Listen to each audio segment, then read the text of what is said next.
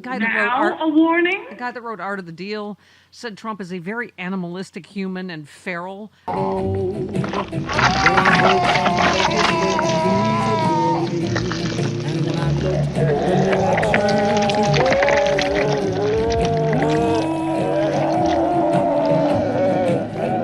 Tony Schwartz said, yeah, he's a feral guy. He's an animalistic human being. So, number one, he's clearly moving toward dementia. What are the symptoms? He can't put sentences together. He loses track of what he's saying. He contradicts himself.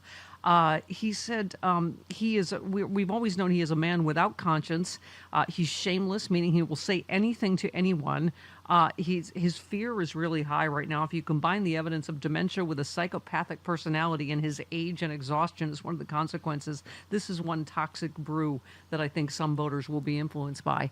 I mean, please God, tell me that people's eyes and ears are working at least, Cliff, at this point on undecided quote-unquote voters. Your vote is your voice, and your voice is your power. Nice. And here's Trump. Get that fat pig off the couch. Tell him to go and vote for Trump. He's going to save our country. Well, some of them are, clearly. I mean, you know, my whole theory here has been, please just keep letting Donald Trump talk. I mean, we saw that Univision. We saw that, I mean, he may have put off half of, like, the Latino population in that Univision. I mean, I want to give you the opportunity to try to win back my vote.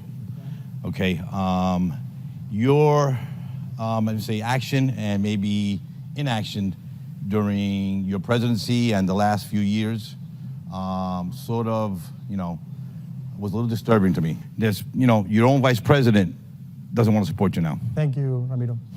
So the people that don't support, a very small portion, we have a tremendous, about 97% of the people in the administration support me. Some of those people went down to the Capitol. I said, peacefully and patriotically, nothing done wrong at all, nothing done wrong.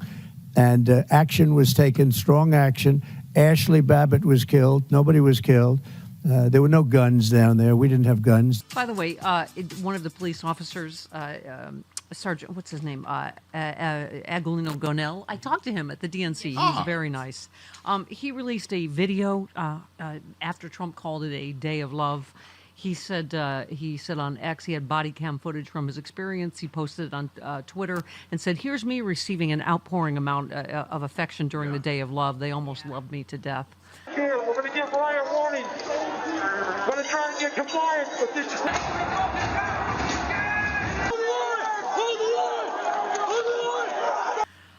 You know, Cliff, we've never been asked, I think, in a political cycle to just disbelieve our own eyes and ears.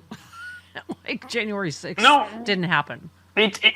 Again, you know, the worst, there's many worst parts of this, but, you know, we used to, and maybe we overused it on the left, but we would talk about Orwell so often, right? Mm-hmm. You know, and you know, all of those quotes that just make so much sense, right? The government, what was it, told you to ignore the evidence of your eyes and your ears and, you know, all that kind of stuff. We've always been at war with East Asia. I mean, so much of this stuff is so applicable to right now.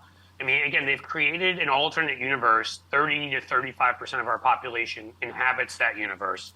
And then, again, where I get mad at the media and other folks is because it's that other 10% to 12% that I do believe could be winnable if they would tell the truth all the time. This used to be the party of family values, and their presidential candidate is talking about Arnold Palmer's. But Arnold Palmer was all man, and I say that in all due respect to women, and I love women. Welcome to the NewsHour. A New York jury has found former President Donald Trump liable for sexually abusing columnist E. Jean Carroll at a department store in the mid-1990s and later defaming her. But this is a guy that was all man. This man was strong and tough. And I refuse to say it, but when he took showers with the other pros, they came out of there, they said, "Oh my God, that's unbelievable." I had to say it.